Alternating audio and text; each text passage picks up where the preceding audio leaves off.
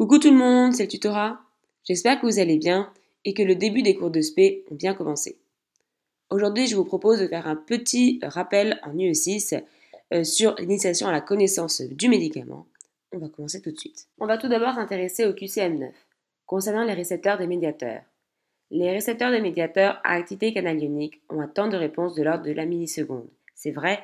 On rappelle qu'il existe trois types de récepteurs à canal ionique. Les pompes K+ ATP dépendantes qui consomment de l'ATP, les échangeurs ioniques ou antipores, ils permettent l'entrée d'un ion et la sortie simultanée d'un autre ion. Et enfin, on a parlé aussi des récepteurs canal chlore ou GABA qui sont constitués de 5 sous-unités on rappelle que le GABA, appelé aussi l'acide GABA-aminobutyrique, est un neurotransmetteur inhibiteur du système nerveux central. Il induit une hyperpolarisation de la membrane post-synaptique. Et il faut savoir que l'agoniste, donc on a dit, qui sera utilisé, c'est bien sûr les benzodiazépines, qui sont des modulateurs allostériques du récepteur au GABA-A et qui possèdent un effet anxiolytique, c'est-à-dire qui va limiter l'anxiété. Item B, les récepteurs à médiateurs à activité enzymatique ont un temps de réponse de l'ordre de la seconde. C'est faux, on rappelle que les récepteurs à activité enzymatique ont un ordre de réponse de l'ordre de la minute. Ces récepteurs extracellulaires à activité enzymatique, protéine kinase. Et on rappelle aussi que cette liaison à médiateur induit une phosphorylation de la protéine intracellulaire lors de la liaison du médiateur. Les récepteurs à médiateurs à activité nucléaire ont un temps de réponse de l'ordre de l'heure ou jour. C'est vrai, on rappelle que ces récepteurs, des exemples ce seront les récepteurs au glucocorticoïdes alpha. Enfin, on a dit aussi que l'item D, cette fois-ci, les récepteurs des médiateurs à activité enzymatique peuvent être des récepteurs à activité thyroxine kinase. C'est le cas de l'insuline qui va se fixer sur un récepteur thyroxine kinase pour induire la synthèse de glycogène et le transport du glucose. Et donc on aura un captage dans les tissus du glucose et on rappelle aussi que le glucose est bien sûr la cible d'anticorps monoclonaux. Enfin, l'item E, les récepteurs des médiateurs à activité nucléaire sont des récepteurs membranaires. Attention, on a deux catégories. Les récepteurs membranaires d'une part, qui sont les RCPG, couplés aux protéines G qui possèdent 7 domaines transmembranaires, les récepteurs à activité enzymatique et les transporteurs au canaux ioniques. Et puis après, on a aussi les récepteurs cytosoliques ou nucléaires, qui sont cette fois-ci tout simplement les récepteurs cytosoliques ou nucléaires. On avait parlé précédemment, c'était donc les récepteurs glucocorticoïdes alpha. Passons au QCM11 sur le système des transports ioniques. Attention à ne pas confondre canaux ioniques et pompes ioniques. En effet, l'item A nous dit que les canaux ioniques utilisent de l'énergie. C'est faux. Il faut savoir que les canaux laissent entrer les ions selon un gradient ionique, mais ne nécessitent pas d'énergie. Cependant, les pompes ioniques utilisent de l'énergie. En effet, ces pompes sont appelées les K+ ATP dépendantes. Elles consomment donc de l'ATP. On rappelle l'action de ces pompes K+ ATP dépendantes. La hausse de la concentration de glucose va induire une hausse de la concentration en ATP intracellulaire qui entraînera la fermeture du canal K+ ATP dépendant, entraînant une dépolarisation membranaire, une ouverture d'un canal donc de calcium et libération d'insuline par fusion de vésicules avec la membrane. Si je m'intéresse un peu aux agonistes ou aux antagonistes des pompes K+ ATP dépendantes, ce sont les sulfonylurées comme le glibenclamide qui vont inhiber l'ouverture des canaux K+ ATP dépendants qui sont présents sur les îlots bêta de Langerhans. Elles vont induire une dépolarisation membranaire et favoriser la libération d'insuline. Elles possèdent donc des propriétés hypoglycémiantes. Elle sera la diminution du glucose dans le sang et antidiabétique. Item C, les échanges ioniques permettent de faire rentrer un ion contre un autre ion, c'est un système antipore. C'est vrai, et ce sera l'exemple d'une entrée d'ion sodium et d'une entrée d'ion calcium. Les systèmes de transport ionique communiquent à la fois avec le milieu intracellulaire et le milieu extracellulaire. C'est vrai aussi, c'était l'exemple des sulfonyluries par exemple. Les systèmes de transport ionique sont enchâssés dans la double couche phospholipidique. C'est vrai aussi. On rappelle aussi que dans les transporteurs ou canaux ioniques, on a un troisième type de transport, ce sont bien sûr les récepteurs canal-chlore au GABA, qui est constitué de 5 sous-unités. On en avait parlé précédemment, et on rappelle que son agoniste-antagoniste, c'est bien sûr les benzodiazépines, qui ont un effet anxiolytique, c'est-à-dire une dépression du système nerveux central. Nous allons maintenant nous intéresser à l'interaction ligand-récepteur, et tout d'abord on va parler de la définition de l'affinité et de la sélectivité. On rappelle que l'affinité traduit la puissance de l'interaction physico-chimique entre le ligand et son récepteur. Il s'agit de la capacité de reconnaissance mutuelle entre ces deux partenaires. Cette interaction se fait principalement par des liaisons non covalentes, hydrophobes, ioniques, hydrogène ou de Van der Waals. Tandis que la définition de la sélectivité. Donc il faut savoir qu'un médicament se fixe préférentiellement sur un récepteur par rapport à un autre. l'affinité préférentielle du ligand vers un type de récepteur et la caractéristique de la sélectivité. Cette sélectivité est liée à la dose utilisée. Plus la dose augmente, plus la sélectivité devient faible. À forte dose, le ligand se fixe selon son récepteur préféré, mais également sur d'autres types de récepteurs, à proximité ou même éloignés. La sélectivité est une notion relative, basée sur la comparaison des affinités. Et enfin, on peut aussi s'intéresser à la définition de l'activité. La réponse correspond à l'effet engendré suite à la fixation du ligand sur son récepteur. Il est possible de mesurer la réponse suscitée par cette réaction, notamment lorsqu'il s'agit de mécanismes enzymatiques. Le mécanisme de transduction du message permet d'amplifier la réponse. Le système amplificateur est lié à un système effecteur assuré par des mécanismes enzymatiques. En fait, on peut définir l'affinité, l'activité et la sélectivité par la triade de l'amour. En effet, l'affinité, c'est comment je t'aime, la sélectivité, c'est je t'aime, mais je peux en aimer un autre. Tandis que l'activité, c'est je vais voir ailleurs, et ça, en fait, on aura des effets secondaires, et donc ils seront bien sûr indésirables. Ce qui permet en fait d'invalider l'item A et C. La sélectivité traduit la puissance de l'interaction physico-chimique entre le ligand et le récepteur. On voit bien que c'est la définition de l'affinité. L'affinité est la capacité de reconnaissance entre les deux partenaires, c'est vrai. L'affinité traduit l'affinité préférentielle d'un ligand pour un récepteur par rapport à un autre, c'est faux.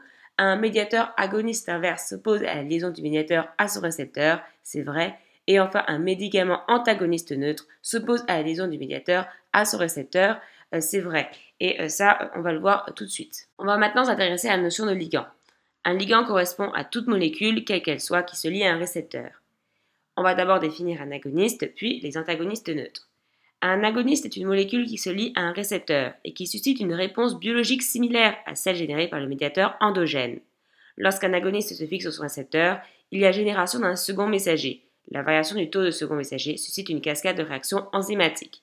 Il existe trois types d'agonistes, les agonistes entiers, l'agoniste entier et lorsque la réponse cellulaire suscite est maximale. Ce sera le cas en fait de l'agoniste A, mais aussi de l'agoniste B. Les agonistes partiels sont cette fois-ci lorsque la réponse cellulaire qu'ils suscitent n'est pas aussi importante que celle suscitée par l'agoniste entier. C'est le cas cette fois-ci de l'agoniste C. Un agoniste inverse, cette fois-ci lorsque le médicament qui se fixe sur le récepteur du médiateur et entraîne une réponse opposée à celle de l'agoniste. Et enfin, on a aussi la définition d'un antagoniste neutre. Un antagoniste neutre est une molécule qui interagit avec le même récepteur que l'agoniste, mais ne déclenche pas de réponse biologique. L'antagoniste s'oppose aux effets de l'agoniste et permet de moduler le taux de second messager à l'origine de la réponse cellulaire. On va s'intéresser aussi à la théorie d'occupation des récepteurs, avec d'abord la loi de Clark. Donc on rappelle que cette théorie d'occupation des récepteurs suppose une proportionnalité entre la réponse et le nombre de récepteurs occupés. L'hypothèse de Clark définit que la réponse maximale est obtenue lorsque 100% des récepteurs sont occupés par le ligand. On a aussi la théorie d'occupation des récepteurs selon Ariens. Donc en effet, Ariens observe que la réponse maximale obtenue pour une gamme de concentration peut être différente pour différents agonistes se fixant sur les mêmes récepteurs. Ariens en a déduit qu'il existe un facteur de proportionnalité spécifique à chaque agoniste, appelé activité intrinsèque alpha. En effet, si alpha égale 1, l'agoniste est donc entier, car il induit une réponse maximale. Si alpha est compris entre 0 et 1, l'agoniste est partiel, donc il se fixe sur le même récepteur que l'agoniste entier, mais n'est pas capable de produire une réponse maximale. Et enfin, si alpha égale 0, le ligand est un antagoniste neutre et se fixe sur les mêmes récepteurs que l'agoniste, mais n'engendre pas de réponse. Et j'ai aussi une dernière classe, donc en fait ce sera de Stephenson et Furgot. Les travaux de Stephenson et Furgot démontrent que la réponse maximale suscitée par un agoniste peut être obtenue alors une faible proportion de récepteurs, de 2 à 20% de la population totale de récepteurs présents sont occupés, et donc les récepteurs libres sont appelés des récepteurs de réserve. Nous allons maintenant nous intéresser à la pharmacocinétique. On rappelle que la pharmacocinétique étudie les étapes d'absorption, de distribution, de métabolisme et d'élimination qui module la concentration des médicaments au niveau des cibles. La pharmacocinétique permet l'étude des effets de l'organisme sur le devenir du médicament dans l'organisme, via les études des courbes de relation dose-concentration des principes actifs. En fait, en pharmacocinétique, il y a le mot cinétique qui commence par C, c'est donc l'action du corps sur le médicament. Les études de pharmacocinétique sont préalables à toute étude pharmacodynamique, car les études permettent de définir le schéma thérapeutique, à savoir la voie d'administration, la dose et le rythme des administrations. d'évaluer les facteurs des variations interindividuelles ou intra-individuelles induisant les modifications de traitement. L'item A, donc, elle évalue la relation des effets concentration sur le principe actif. C'est faux. On rappelle que c'est la relation dose-concentration des principes actifs. N'évalue pas les effets de l'organisme sur le médicament. C'est faux. Elle évalue bien sûr les effets de l'organisme sur le médicament. Étudie uniquement les phases d'absorption et d'élimination du médicament. On vient de dire qu'elle étudie les phases d'absorption, distribution, métabolisme et élimination du médicament. Permet une étude descriptive et quantitative du devenir du médicament dans l'organisme, c'est vrai. Et enfin, étudier les effets cliniques des médicaments, c'est faux. C'est le cas de la pharmacodynamique. Pour finir, nous allons nous intéresser à la biodisponibilité absolue d'un médicament. On rappelle que cette biodisponibilité intraveineuse ou orale est la fraction de la dose administrée qui parvient jusqu'à la circulation générale. Elle dépend de la voie d'administration et est définie sur un plan quantitatif par l'intermédiaire d'absorption par l'organisme et sur le plan cinétique par la vitesse d'absorption par l'organisme, c'est-à-dire la vitesse à laquelle le principe actif parvient dans la circulation sanguine. Il existe plusieurs types de biodisponibilité. La biodisponibilité intraveineuse, c'est la voie de référence, car c'est une valeur de biodisponibilité égale à 1 ou 100% qui lui est attribuée. La concentration maximale est obtenue dès l'injection. La biodisponibilité orale. Lorsqu'une administration orale, donc on a dit la totalité de la dose, n'atteint pas la circulation sanguine générale. La biodisponibilité est donc souvent inférieure à 100%. La diminution sera liée à plusieurs facteurs, tels que la dégradation, le métabolisme, un problème lié à la résorption par l'épithème digestif ou l'effet de premier passage hépatique. La biodisponibilité absolue correspond à la quantité de médicaments passés dans la circulation générale. Elle se caractérise par la ratio R sous les courbes, et donc en fait, ça sera l'air sous la courbe de la voie étudiée sur l'air sous la courbe de la voie donc, de référence sur la voie intraveineuse. La mesure de la biodisponibilité permet d'évaluer l'efficacité d'une voie d'administration par rapport à la voie intraveineuse. Le but étant que la biodisponibilité soit le plus proche possible de 1. La détermination de la biodisponibilité absolue est nécessaire pour l'obtention d'une autorisation de mise sur le marché d'un médicament. La biodisponibilité relative correspond au ratio des R sous les courbes obtenu avec deux voies d'administration. Dans ce cas, la voie de référence n'est pas forcément la voie intraveineuse. Ce type de biodisponibilité permet d'évaluer l'impact d'une modification de formulation du médicament ou de démontrer la bioéquivalence d'un médicament générique par rapport à la formulation initiale. La fraction de médicaments nécessaire pour obtenir une activité, donc c'est faux, c'est pas la définition de la biodisponibilité. La quantité de médicaments passés dans la circulation générale, c'est vrai.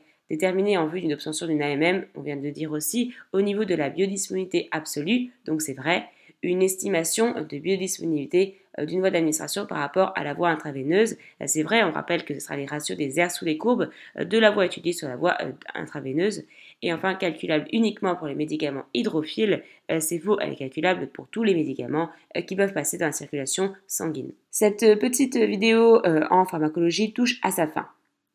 C'est déjà la fin du tronc commun et le début des SP. Je vous conseille cependant de continuer à travailler régulièrement le tronc commun pour ne pas tout oublier le jour du concours. Bon courage, on pense fort à vous.